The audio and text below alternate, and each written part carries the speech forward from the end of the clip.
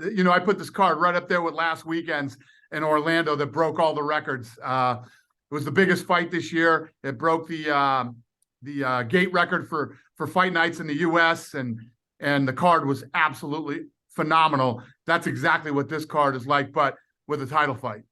Yuri, you know, I think he calls himself like a samurai, a warrior that, you know, to do the right thing, to let the title go. How much respect do you have for a guy like that? So much respect. It killed him that he couldn't fight in this card. But at the end of the day, he's still the champ. He's the champ. You know, it was incredibly selfless of him, you know, you know, completely unselfish to vacate the title. He's an absolute stud. And what's cool is a couple of fights will play out before he comes back, good ones, and then he comes back and faces whoever won. Were you surprised that Glover didn't want the title fight this weekend? Well, I think that you know, Glover's been around for a while, and at the end of the day, at his age and everything else, it wasn't a bad strategy. When you hear how bad Yuri's shoulder is, worst shoulder injury in the history of the company, and you know, you let these two monsters fight it out, and he gets time to prepare for one of them and come back and be 100% ready for whichever guy wins. Not a bad strategy. Not at all. If the main event wasn't exciting, Paddy Pimblett, not even a year and a half in the organization. Are you even surprised at the star he's become so quickly?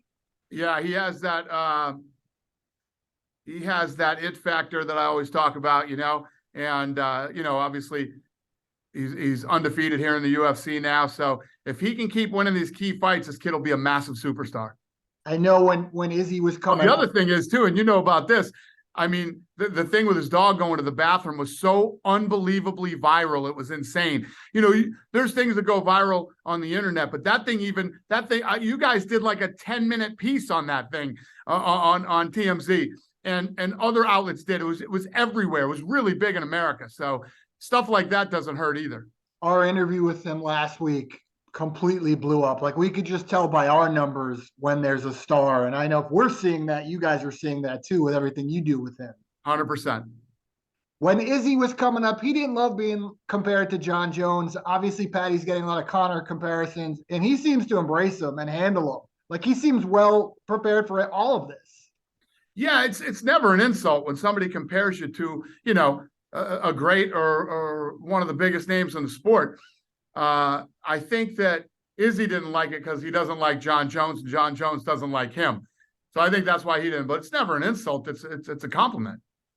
Toughest fight for Paddy yet with Jared Gordon, who himself has a ridiculous backstory that people should embrace. True.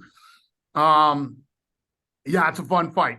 It's a good fight at the right time for both guys. Is there a lot of other big names on the card? Is there another fight that you're circling? We knew last week that Kevin Holland and Wonder Boy were going to do what they did. Is there one this week other than the two main fights? Well, what's even more incredible about last weekend's fight in the main event, you just found out yesterday that Wonder Boy broke his hand too. So they were both fighting with broken hands, and they won fight of the night, and the fight was awesome. So, yeah, I mean, I just put out my "if you don't know, now you know." I think I did 4 fights. Usually it's 2 fights. I did 4.